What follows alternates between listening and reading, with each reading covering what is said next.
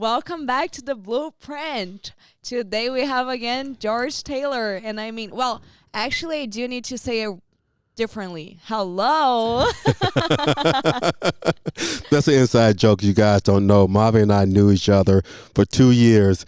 And one thing I picked up about Mavi real quick, she'll come out my office, she'll go, hello. So, there's a little trademark greeting for me. Yeah, that's my register mark from now on. And not just me, for everybody else. I mean, her personality is just so warm.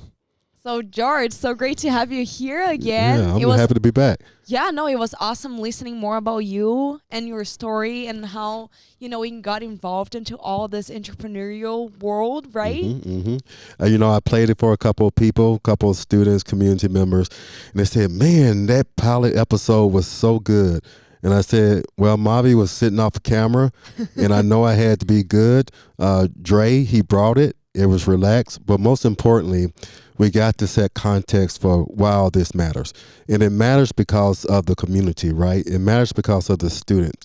And I'm already chomping at the bit. So can I go ahead and get started with this? Yes, go for it. So now, I've been here for 3 years, Mavi. I got here in August 2020. Do you remember Dr. Doug Simon? Yeah, I do. Okay, so I always got to shout out Doug every time I talk about the center because, I came here and they say, okay, Dr. Taylor, you're going to oversee the entrepreneurship program. And I said, no problem. So I go into this room is called Charter Hall 131. And I'm up here just rocking and rolling. I said, man, look at this big old office. I'm so excited. I'm so happy. And see, Dr. Doug Simon was on leave, right? And so I'm like, I have no context. I say, yeah, I got this empire. I got this big old room. I'm ready to go. Well, like a week later, Doug Simon comes in, right? He go, hey, how are you? I go, hey, how are you? He say, I'm Doug Simon. I heard a lot about you. I said, I heard a lot about you. As a matter of fact, I'm looking at this grant here. It has your name all over it. And so what it was a 2-page grant, not counting the cover page, right? It was 2 pages of content. And I said, you know what? This is something good. And the first question that Doug asked me is like, what are you going to do with it? Are you going to kind of let it go? I said, heck no, I'm not going to let it go, man. This is, you wrote it, man. We got to make it happen. He said, yeah. He said, well, I heard that they said you were over Enactus. And I said, yeah, man, what's Enactus? He said, well, 2 things. 1, you're not over it. That would be me. I'm the Sam Walton Fellow. But I would love to have you help me. And 2, you can take the center concept wherever you want to go. But your 2 biggest battles are going to be funding and making sure that people are aware of where the center is going. So I said, okay, I can handle that, man. I'm a Navy man. You're a National Guard man. And guess what? He said, what? I said, we're going to do it together. So I'm going to focus on the center. You doing this, and let's help each other out as we build it. And so for those of you that don't know, probably the audience members, the center consists of many things. First and foremost, the center is an incubator.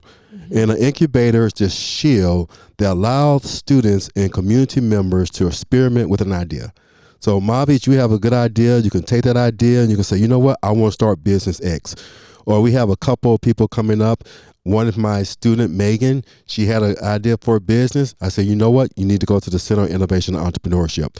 So what does the Center of Innovation and Entrepreneurship do for these student entrepreneurs? We provide them resources in the form of coaches and mentors. We try very, very hard to find money, and at times we find money. We also make sure that they had a theoretical concept of what they're getting into. And probably most importantly, we hook the students up or connect the students and community members with regional resources throughout Southwest Minnesota and throughout the whole country. And that's very, very important. But it's not just for student entrepreneurs. So going back to Doug, the first thing I noticed in the grant was it had this word that said cross-disciplinary in nature. So I said, what did you want out of that cross-discipline in nature? He said, well, my thought is that we have the whole college involved. I said, say less. We're going to make that happen. We're going to get the whole college involved. And so I'm up here running around. You were there. Yep. And we start our advisory group and we're going out in the community and we're saying, man, not only is the Center of Innovation and Entrepreneurship at SMSU for the students, it's also for you. And you can be an alumni member. You can be an existing or emerging entrepreneur. If you have a business idea, then you can bring it to our center and you can find the resources and support that you need. Now, what if you don't want to be an entrepreneur? Well, the Center of Innovation and Entrepreneurship is built off the entrepreneur mindset. So what does the entrepreneur mindset says? It says that companies today are looking for innovative workers to come in, take ideas, and to collaborate, to engage in critical thinking, to engage in teams, and most of all, and most importantly, to communicate across boundaries to come up with new products and service ideas or new way of engaging people. So everyone at the end of the day can benefit from the entrepreneur mindset. And that's important. So everybody that's watching out there, just know that it's not just for entrepreneurs, it's for everyone that wants to think differently about how to be innovative in their spaces. That's part 2.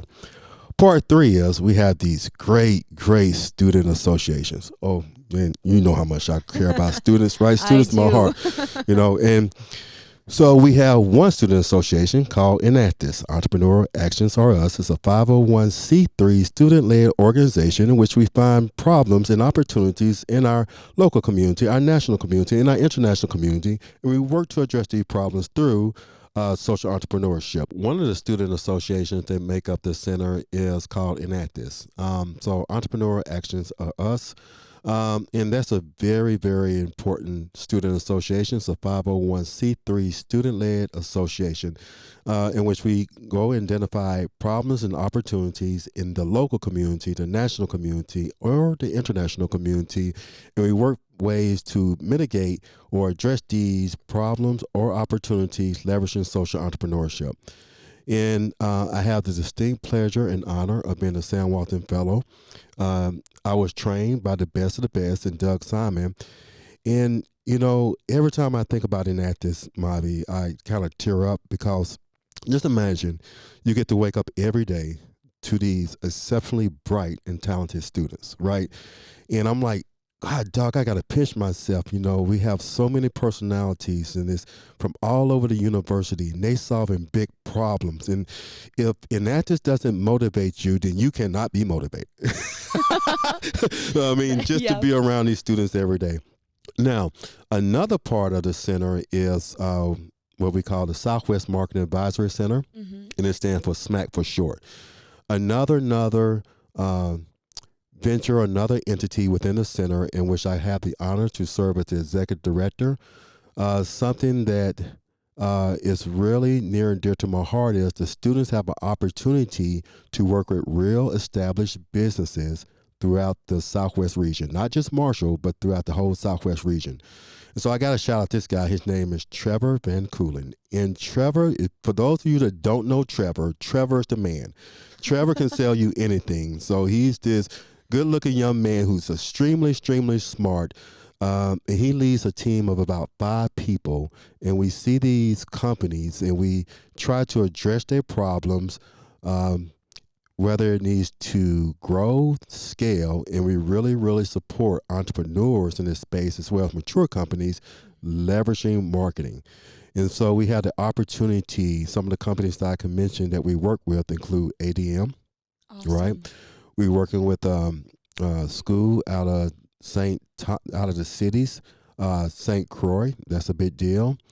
We have worked with the local sheriff's office.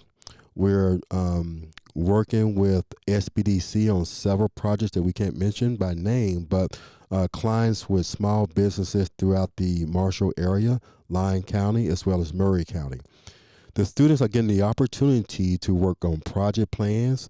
They're getting the opportunity to develop marketing plans, soup to nuts, and that's a big deal. They're getting opportunities to hold focus groups. They're getting the opportunity to collect data and analyze that data and communicate that data in a way that's meaningful to the business community. And so when you think about it, they're doing consulting work. This is not like watered down work. This is real consulting work that's really going to help the organizations advance along their life cycle. And that's a big deal. And then kind of tied to the Southwest Marketing Advisory Center, SMAC, is the American Marketing Association at SMSU, and that's headed up by a faculty advisor, a dear friend of mine, called Dr. Marta Almeida. And those of you that don't know Dr. Marta Almeida, she is amazing at what she does. Yeah, she is an amazing woman. And They really spend their year, the academic year, doing fundraising events and teaching marketing and making the case for marketing um, throughout the university in an effort to prepare for their national competition that takes place normally around March. Last year we did New Orleans. They did New Orleans. I was there for moral support, and it was truly an amazing experience. So AMA, you like marketing, that gets you excited. That's something you may want to consider. And the reason why AMA and SMAC are mentioned in the same breath is because when you look at other universities, every university, for the most part, that competes in AMA has a board fee consulting piece of it. And it's good to come to a university like Southwest Minnesota State University and find out that we too have a board fee consulting company that's going to develop your skills. That's a big deal. We also had this great partnership with the Small Business Development Center. And so the Small Business Development Center Southwest is headed up by my friend and my colleague. Her name is Miss Christine Fisher. She's the regional director. And then we have Miss Chris Bokenheimer. She is the associate director for the Small Business Development Center in Southwest. And together we're able to take business plans, soup to nuts, where the students learn the theory, and then as they are getting more serious, getting more passionate about their business, they get to engage with the SBDC. And when they engage with the SBDC, that's when real meat is put on the bones, and then the students concurrently are preparing to compete in business competitions, right? And so one business competition that we have coming up, as well as a series of events geared toward entrepreneurs and entrepreneur organizations, is Global Entrepreneurship Week. Global Entrepreneurship Week is from November 13th to November 17th internationally. And SMSU Enactus is going to recognize global entrepreneurship every day with an event beginning November 14th through November 17th. So you're going to see organizations like the Chamber, like SBDC. You're going to see the student entrepreneurs. You're going to see Enactus. You're going to see SMAC and AMA. You're going to see a who's list of what makes up the Center of Innovation and Entrepreneurship. So that kind of sets context of all the important stakeholders that make up the center. And so I guess a next logical question is, where do we go next with this, right? Mavi, you were here from the beginning. You were here when the classes were like 3 or 4 people. No, I got a run, so we got like 10 people for the first run. And then the question was, are we going to even make this class available like every other year or like every other semester? And I said, yes, we're going to make it available every other semester. And not only are we going to make it available every other semester, we're going to make it available for every semester, right? Because one thing that we do in the center, the subculture, is we strive for excellence. And every time we run the class has more than enough students. And I want a mighty group of student entrepreneurs, to include project teams and student associations, to come in to this class, this fundamental entrepreneurship class and the fieldwork class and all the other pieces that make up the entrepreneurship curriculum, with the passion and focus that they're truly going to make a difference in their communities, right? And so in the next 2 or 3 years, I see the center being one of the premier incubators in Southwest Minnesota, right? Because without a vision, what are you working for? Right.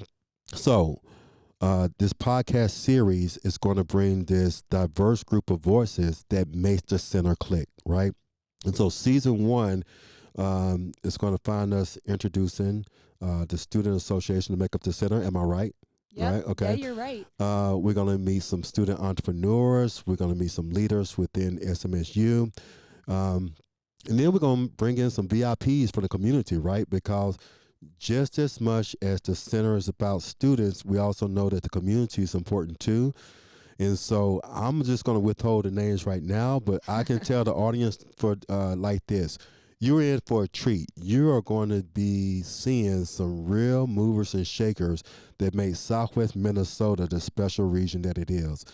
And then in season 2, we're going to continue this, and we want to build up on the momentum. And most importantly, we want to make sure that we get diverse voices to this platform. Well, one thing that I would be remiss in if I don't say is this. The Center of Innovation and Entrepreneurship belongs to the university. It belongs to the community. And so one thing that I want everyone to know that's involved with this platform is that we're not thinking just about our own little insular worlds. We're thinking from a broad base on how we can make the case for entrepreneurship and innovation throughout the region. We're thinking beyond our little disciplines. We're thinking across the whole university. We're thinking throughout the community. And we're here to make a difference.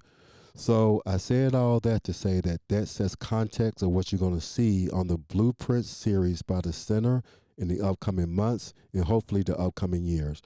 Do you have any other questions for me? No, I mean, I think you cover it all. As my personal experience, the center changes so much for a student, especially giving the experiential learning, the confidence, and all of that. And I can say it for myself because I've experienced all of this. Like you said, I was there from the beginning, right? Taking classes back from Brazil, stuck at home from COVID. But, you know, it's just amazing to see how much we've accomplished in the last 3 years. Yep. And I know there's much more to be accomplished. And I just feel like with the amazing students we have, we're more than set and ready to follow on the right path. Yeah. So you're missing one question though, Mommy. Oh my gosh, what am I missing? How do I get involved? Oh yes, everyone. Well, kind of hard. Who doesn't know Dr. Taylor on campus, right? But yeah, so how can students get involved? Well, one, they can contact you. You're helping me with this, right? Yep. So you got to leave your contact information.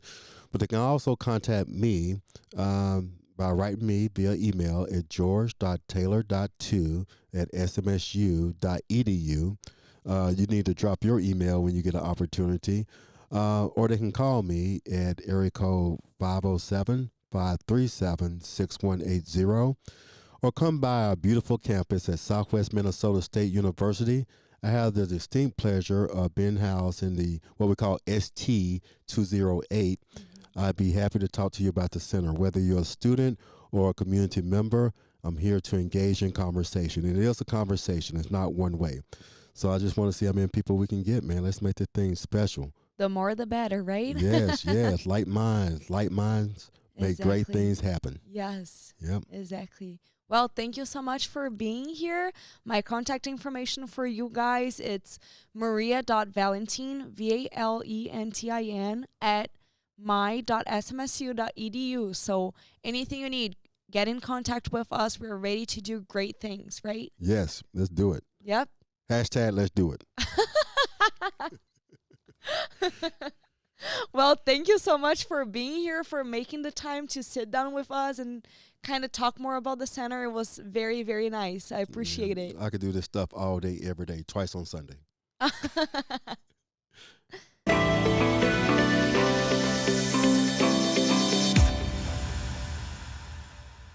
Today we have Sam Lund here with us. He's the Enactus president. How are you, Sam? I'm doing good, and it's so great to be here. Thank you for having me. Yeah, of course. So tell me a little bit, like, what's Enactus? Enactus overall is a really good group. We focus on social entrepreneurship that just overall is bettering our community. We identify issues that we see, problems, or even projects that we want to either promote or set forth ourselves and kind of like go and tackle these issues like student-led. And it's just overall a really good project to be a part of and a club that just really works hard to better our community. Awesome. So where are you from, Sam? I'm from Buffalo, Minnesota, so it's a town that's slightly bigger than Marshall, but nothing too different than here. Yeah. How did you get involved with Enactus? Well, the advisor and Sam Walton fellow, George Taylor, he came up to me one day after I said no multiple times to other people telling me to join. And I told him I had no time to join this club. And he said, we'll make it work. And I said, okay. And now I'm here. And now you're the president. Yes. So, okay. So you came up from like, no, I don't have time to, hey, I'm the president now. Like, what made this huge change? Honestly, I don't know. Like, I started to get involved my sophomore year and then into my junior year. So that's when I think I just started saying yes to joining more things. And I just was like, you know what? Maybe now's the time to get my self out there to help people that I want to help and better my community. And this is a good place to start. So like, I think just realizing what the club was about really pushed me into making those decisions to join. No, that's awesome. So tell me, like, are you guys working in any projects right now? Like, how does that work? Oh yeah. So overall, we have 3 projects that we're working on right now. Our 2 main ones are Mindful Meals. That's focusing on like food insecurity and like through the K through 12 school system here in Marshall and some surrounding areas. And then we have our Eco project, which is like a compost project working on trying to remove reusable waste that's entering our community. And then we're also starting a new international project called Rise. So we're planning on just setting up bakeries that can help tackle that food insecurity, raising costs of living, higher food prices, and just overall providing job security also for people in a different country. Awesome. So do you know already kind of what country are you guys going to? We had some back and forth on trying to figure out where we want to go, but the country we ultimately decided on is the Gambia. So it's a small little sliver of a spot in Africa surrounded by Senegal. So it's right on the coast there, but it's a good spot to go. And how did you guys make that decision, like Gambia? Well, the Gambia, right? Yes, the Gambia. So we had another person from SMSU, his name's George Bass. He came up to us about the project, and he has other contacts with him. And he brought this forth to the Enactus leadership team. And as a group, we was like, this is something we really want to do. And this is a very good project. It covers a lot of things that we have like morals and values towards. So like this is it. So that's kind of how we started. Like he came to us, beautiful idea, and we're gonna hit the ground running with it here. That's so awesome. So what about like mindful meals? Are they kind of similar, or how do they differ? Mindful meals, are you talking about like comparing to the international project? Yeah. So they focus on providing meals for those that don't get meals like basically over the weekend, where this would be supplying food consistently throughout the day, the week, for people in a surrounding community. So they have similarities, but the scope and kind of who they're targeting is slightly different. Awesome. Yeah. And so like with mindful meals, how many grades do you guys serve? That is a good question. I believe it's K through 12. And it's a wide range. We have families all the way up from 2 to 10. So like there's a lot of people that in these grades that have large families that we hit, or if they're small families, we still get them. So it's a wide range. Awesome.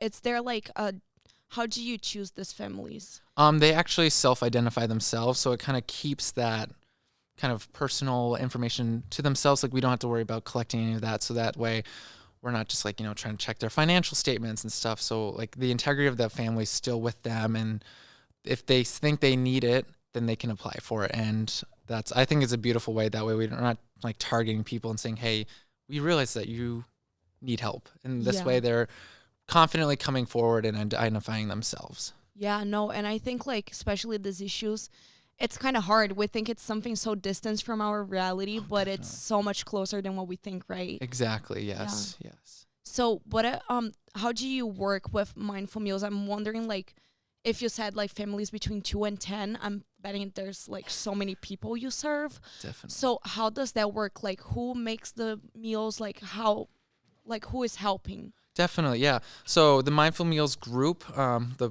branch and part of Enactus, they work with our Individualized Learning Center here on campus at SMSU, and they make the meals themselves with the kitchens that are provided to us. We're allowed to use those spaces. We have some people in the culinology department that are some of our managers that help with that, and so that's where our operations start, and then those same members in that group are a part of the delivery system. So they're the ones going out to these families, delivering it to them in person, and then going from there. Nice. Is there any opportunity for community involvement? Oh, of course, definitely. It's actually encouraged. Any help we can get is beautiful. It helps our projects grow. And we always think like, even if you can donate 30 minutes of your time, that is something that can boost our project so much further. So and anyone that is interested, they can reach out to our Mindful Meals people. That would be like Elena Leach and Jess Kruger. There are 2 project leads on that. Or if they even see me, I can direct them that way too. Yeah, and I guess people can see you around a lot, right? Because Yes. you're not only an Enactus president, you're the student body president, right? Correct, yes. I have my hat in many rings, so I throw myself around whenever I can. I just I love being involved and trying to better everything I can. Awesome. Yeah. One thing about you though, Sam. So like you're an Enactus president, the student body president. What's your major? My major is political science and justice administration, and then I'm also minoring in pre-law and public administration. So it would make more sense for me to be the student body president. And when I tell people about like my presidency as an Enactus, I'm like, you can join this club no matter what your field of expertise is, whatever major you're in. We make it work, and it really builds the community. Like if we're only focusing on business majors, we're missing out on so much. And so that's why I think it's sometimes funny for people to realize like, hey, this kid's in charge of an entrepreneurial business club, but he has no business in his major. And it's funny because growing up, I had none of that. I was like, I'm not going to do anything with that. That's not who I am. And then again, here I am. So it's fun. But yeah. No, I bet. And like you said, like you guys work with the culinary department too. And what other majors do you kind of know? Oh gosh, everything. We have early childhood education, accounting, philosophy, everything. Like I just A to Z. Anything we have on campus, I feel like we have someone in that major in Enactus. So many opportunities for whoever wants to join. Yes, of No, course. that's great. Tell me more about the eco project. Of course. So that started up my junior year. It was an idea before, like people were like, we got to get this idea going. It was brought forth as something that they wanted to do before I joined Enactus. And once we started it, it really kind of got fast, like tracked into like the limelight. Like while working with our advisor, he'd tell us, oh, these people are so excited about compost. And I'm like, that's funny if people are excited about dirt, but it works. And so we started our main operations of collecting reusable waste from our Mindful Meals partnership with them, because when they make food, there obviously is food waste and whatever the culinology department has for food waste, and we collected that from them. We collected homework from students that didn't need it anymore, or their notes, and that was basically our start, just making a pile, collecting these reusable sources like our greens, so like those plants, those fruits, those vegetables, and then our brown materials like paper, dead plants, cardboard, stuff like that. So we quickly got into the viewpoint of the students from other departments, and now we're quickly expanding into the community, and we also have multiple drop points on campus and off campus as well. Yeah, with the homework, I think I saw that. What was the name of the band? What is it? Burnout? Oh, are you talking about? So we had two major events. We had Smash and Burn. So Smash and Burn. we got yes. pumpkins, and obviously 'cause it's like around fall, Halloween time, and we carved them, and we just had a good time. And then we just like, you know what? We're gonna smash these with baseball bats. And so we did that, and then obviously everything that was smashed we could reuse. And then we also had a fire where we burned cardboard and paper, and we were able to take that ash and also throw it into the compost pile. And then our Fruit Ninja event was basically the same thing, but just with fruit. So Oh, I was just about to say that. I was like, that sounds so much like Fruit Ninja, but like in person, like real life, I guess. yes. That's fun. So like, well, eco, I bet. Do you guys have any ag students involved with that? Yeah. That seems like a lot of like on the agricultural field, right? Definitely, yeah. So for Eco, I'm also one of the project leads still. We have our own little leadership team for that. And so we have a guy named Owen, and he is an ag major, and he's our ag technician. So he's out there constantly turning the pile, and then he runs the tractor, shows people how to use the tractor. And so he's kind of our go-to guy. And we also have some people that are sort of in ag, and so they're kind of joining in too. So once we reached out to them, because we also did classroom visits, that's how we get some of our people to join. We hit those because they knew this would be related to them and they would like it. So yeah. Yeah, no. Oh, so, okay. So you got the ag students, the people that were do you have like someone that is in a very non-related major in eco? I would say sort of. We do have someone, she's early ed. And so like, it's funny. She's sort of in and out between projects. She mostly focuses on mindful meals, but she's there. And I think it's funny because like, we're in the dirt. We're got rotten food that's turning into compost, and it's like out in the field kind of deal. And she's there every once in a while. So like, I think it's funny. But, yeah. Right. And where do you see the projects going like from now on as they're expanding and getting more like community involvement and all of that? Like, how do you see it in the future? We definitely see ourselves selling our product at a farmer's market. That's our kind of first revenue stream, like that's how we want to start, because then we will move into like a subscription plan that we plan on developing a little bit more. But hopefully with the community involvement we're getting now, that will expand into more drop-off points and then pick up points from them, and then we could have our name out there already, and then people are willing to buy our product. And it's hopefully it becomes to a point where the city and local businesses can also like adapt and kind of concentrate and help out with it too. So it's not just an SMSU entity, but a community-based thing. Yeah, no. So with the farmers market, then you will sell the product, all the revenue. Will that go back to all the products or projects? Sorry, or like what would that be used for? Definitely.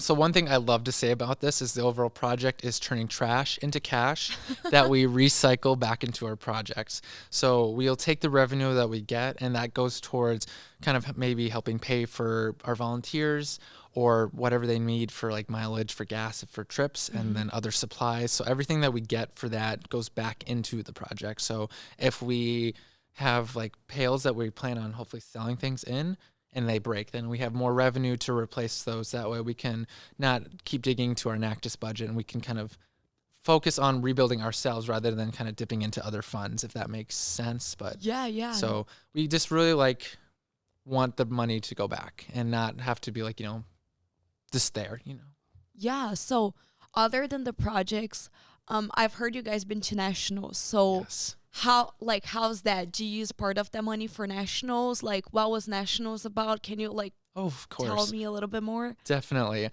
So going to nationals last year was like my first time doing something like that.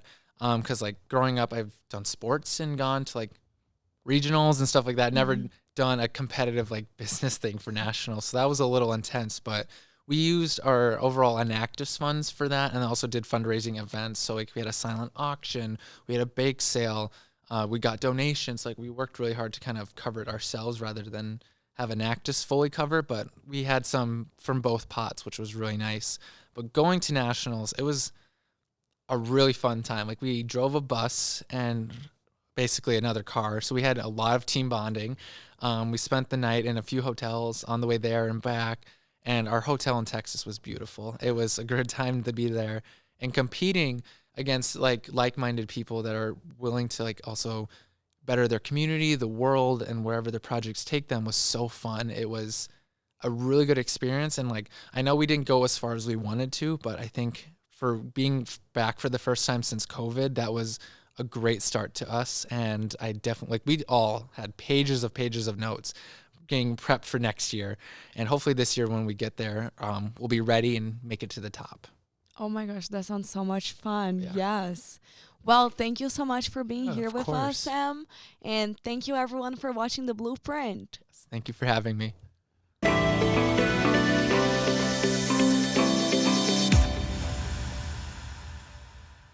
Welcome back to The Blueprint, episode 2. And now we have Megan Laughlin with us. She's our VP of Enactus. How are you? I'm doing good. How are you? Good, thank you. So tell me, Megan, where are you from? I'm originally from Painesville, Minnesota, but I live in Richmond, Minnesota, which is it's a really small town 2 hours north of Marshall. Okay, not So- too bad then. Yeah. Mm-mm.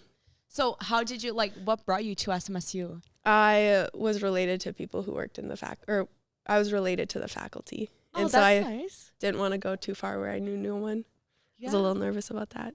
Oh, I bet. Yeah.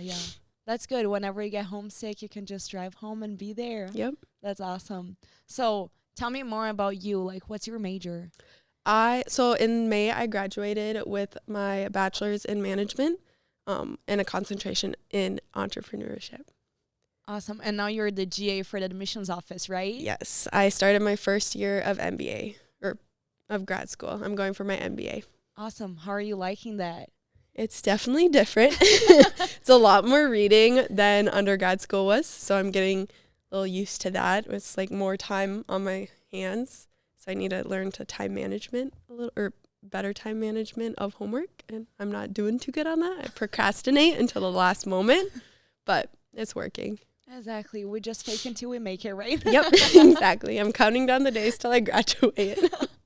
2 years. Bet. So what made you choose management? Did you have a previous experience or something? Not really. I always knew I wanted, well, actually, I didn't always know. I went between like nursing and accounting, and I liked accounting, but it was kind of just too straightforward. Like, you do the same thing every day, which, like, I give kudos to accountants. They do a lot, but I just knew that kind of wasn't for me, and I kind of wanted to start my own business. I don't know, like, what.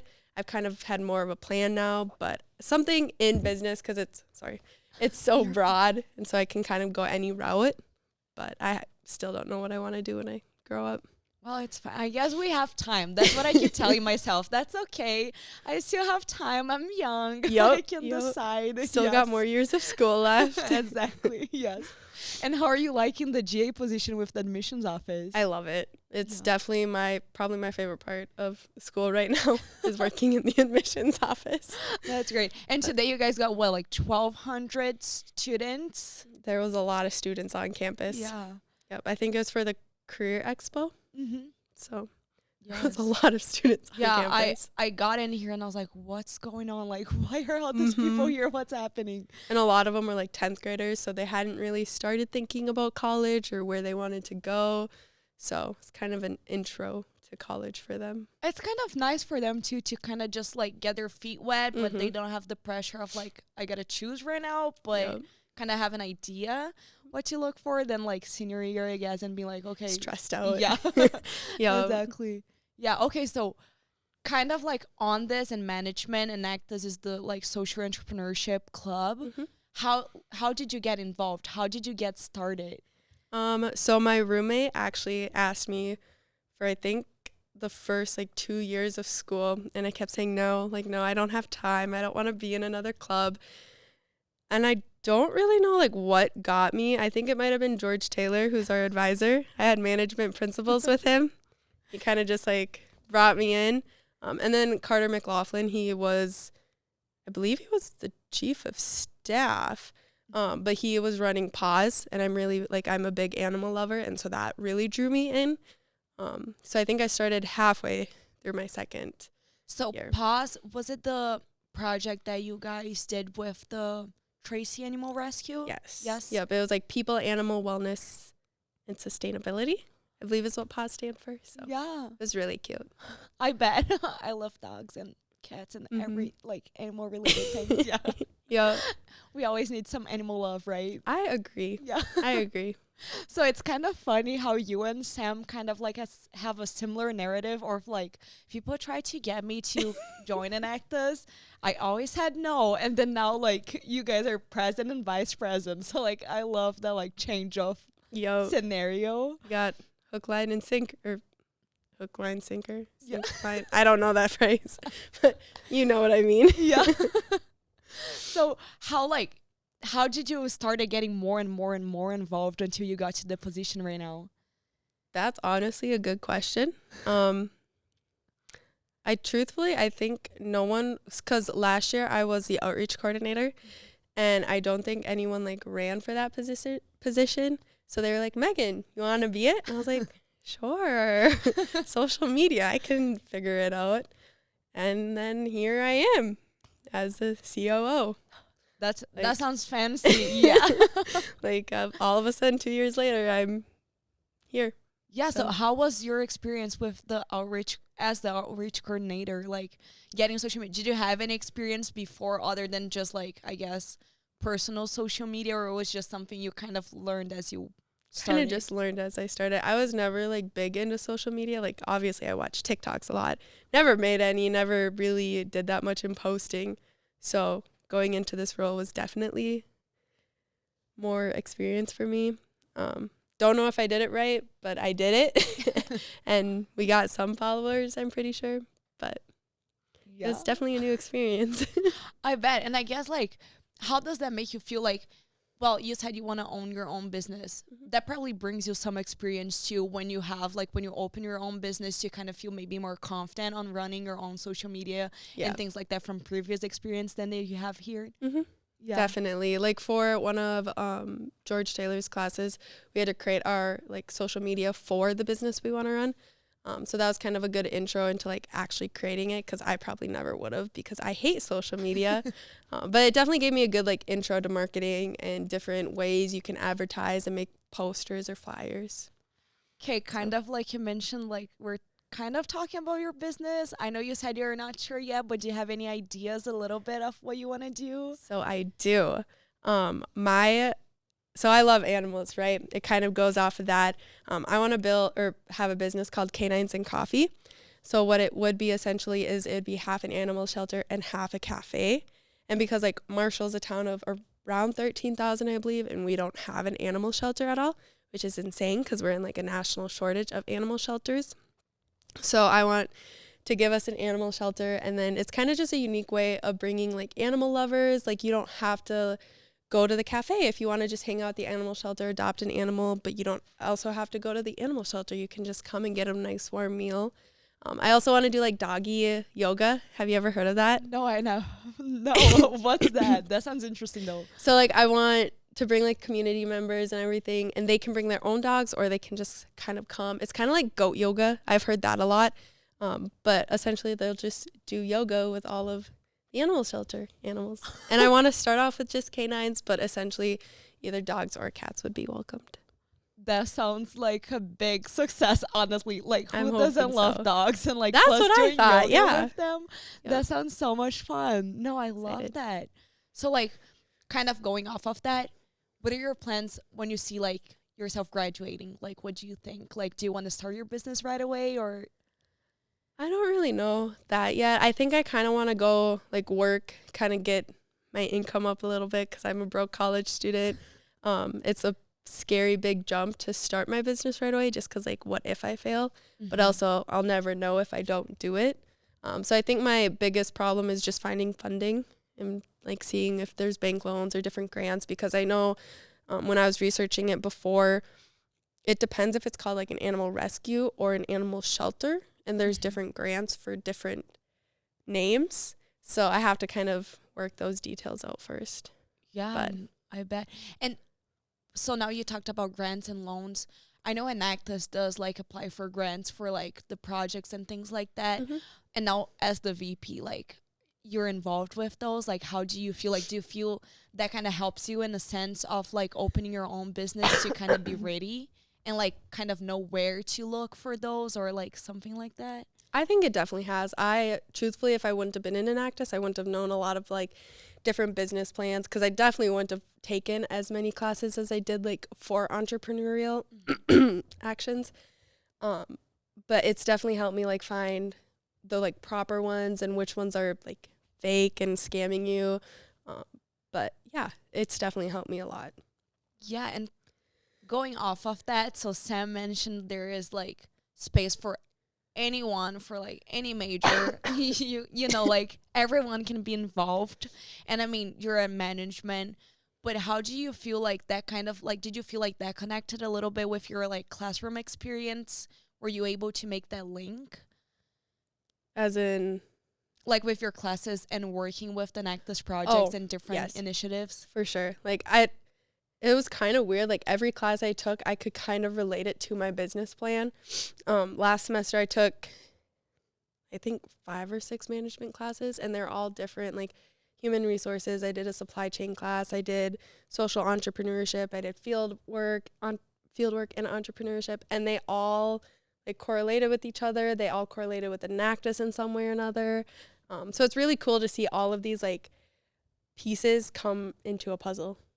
Right. If that makes sense. Yeah, no, of course. And I'm kind of biased because I'm a very like, I need to learn. I feel like I'm a very, Yes. you know, like I need to kind of see it working to be able to keep and retain the information. So like what you're saying, it sounds just like literally the best of both worlds, because like you're able to connect your classes with the projects and you guys are helping so many people, right? And talking about like helping a lot of people, so you are the leader for the international project with Enactus, right? Yes, I am. So can you tell us a little bit more about it? So I think George Bass came to us at the end of the summer or at the end of spring semester. So we kind of spent I'm blanking on words. We kind of spent the summer throwing together some ideas, making business logos, making a business plan. We haven't got it ironed out completely yet, but what we want to do is we want to create a 5-year plan for RISE. It is an acronym because like bread rises. We want to rise together. It's kind of cheesy, but we love it. I like it. So what we want to do is in this first year, we want to get a solid business plan. Our goal is sometime in the spring semester. We're hoping for spring break because that'll kind of be the easiest for students and faculty schedules. But we want to head over to the Gambia and kind of do a feasibility study. We just kind of want to make sure that what we're selling is actually going to sell. Like we know there's a need for it, but we want to just see for ourselves to make sure it will work. And then kind of just get to know the area, get to know the locals, kind of be tourists, if that makes sense. And then we'll come back, we'll get a more cemented plan. And then within that year, we'll go back to the Gambia and hopefully build this bakery. And then every 6 months, we'll do a different part of our like plan. So in the next 6 months, we'll analyze it, see if anything can be changed to make it more sustainable. If it's like not resulting in what we thought it was going to result in, we'll change that. But if it is exceeding our expectations, the next 6 months we'll go back and build. And we'll kind of just go every 6 months, like analyze, build. And then hopefully we'll do it in different parts of either the Gambia or essentially in different countries of Africa. Oh my gosh, that sounds like so great, like literally. And when you talk about the Gambia, well, you mentioned and Sam also said that George Best contacted you guys. But was there something in your research so far that you saw and you're like, oh my gosh, this is so different from our reality? Because I bet it's like a very different culture and there's so many, I guess, different probably organizations and so many different logistics you guys need to look into. Was there something that you're kind of shocked, like, I can't believe this? I think the biggest shock for me when we first started researching the Gambia was that the average size of a family there is 8. And the typical, how do I want to word this? The typical like money they have per day is around $3. Like that's their average income per day that they have to spend on like daily like necessities, which is vastly different from here because our inflation is so high you can barely get like a candy bar for $3. Right. So I think that was the thing that shocked me the most, that like this is needed because inflation is so high here. It must be extremely high over in Africa. Yeah. So I think that was what was kind of just like, wow. I bet. Yeah. It's so different. Especially with 8 people, $3. Yeah. Exactly. That's very shocking. Yeah. Yes. So I bet that probably kind of gave you guys even more energy to be like, yeah, let's get this going and let's help them. Yeah. Yep. So I guess, well, with the project, everything, like that will also generate jobs. So that's even better, right? Because it shows like we're bringing more money into their families. Exactly. No, that's such a great initiative. Every single project that you guys are doing are great initiatives. Yep. And have you been involved? Well, you mentioned PAWS and then now with the international project, and I bet you kind of get your feet wet in every single project, but do you have like any other roles in different projects? I am also a co-lead for ECO. I just started this year because we had one of the co-leads last year kind of back out. So that's kind of a new position for me because I wasn't like that much into ECO. I started doing compost a little towards the end of last year, but I'm also in that one. And where do you guys do your compost site for ECO? We have our ag plots. I think they're at Ralco's fields, but I'm really bad with directions. But if you go on 23, it's like to the left of 23, if that makes sense. Yes. I just drove there today. I promise. I know. I'm really bad with directions too, so you're fine. Yeah, I'm more of like a landmark person. Like I can tell you where things are, like based on a building or like, but I don't know directions or road numbers or any of those. No, this is really like Enactus. And I think what I love the most that you guys are saying is just like the opportunity you guys get to do things that actually, you know, learn by doing. Yep. And just like so many majors are able to be involved. And Sam even mentioned like the community engagement. So how do you see that? And with the community more involved, where do you see Enactus moving forward in the next maybe 3-5 years with community engagement, all the projects probably going to be more self-sustainable? Like, how do you see that? I could see it in many ways. I for sure think like mindful meals will continue with community involvement. I know we had community members come in and help in the kitchens last year, and we're continuing to do that during operations. So I definitely see more community involvement within our projects, which I think is really great. Along with like local businesses, we've been partnering with them a lot. With the silent auction last year, we went and asked businesses for donations, and they in return came to our Enactus kickoff where our presentation team for nationals presented. And then we had a silent auction. So that was really cool to see like the whole community come behind Enactus and support it. Yeah. And now I was doing a little bit of like advertising for you guys, of course. So students that are listening to this and they want to get involved, how do they get involved to these projects? How does that work? That's a great question. So we have our meetings every Tuesday in CH 225 from 12 to 1. You don't have to commit if you just want to come check it out, like listen to us all talk. We do have fun games at the end. Otherwise, you can email me or Sam or find Dr. Taylor. I'm sure he would love to grab someone and bring them into Enactus. But yeah. Yeah, who doesn't know Dr. Taylor, right? I'm looking at him actually right now because he's here. So, that's great. And I mean, the more people we can get involved, the better, right? Mm-hmm. These are such great projects that really help to improve our community and the surrounding area. So it's just amazing to hear that we have amazing things and so many students working to improve what we have locally, right? Yeah. And it's not just like set on these 3 projects. Like if new members have a great idea for a new project, we're always looking for more projects to get going and kicking off the ground. Awesome. Well, thank you so much for coming today, Megan. I really appreciate our talk. Of course. I know you're kind of sick, so I appreciate you doing the effort to being here, and you don't sound bad. Perfect. Thank you. You're welcome.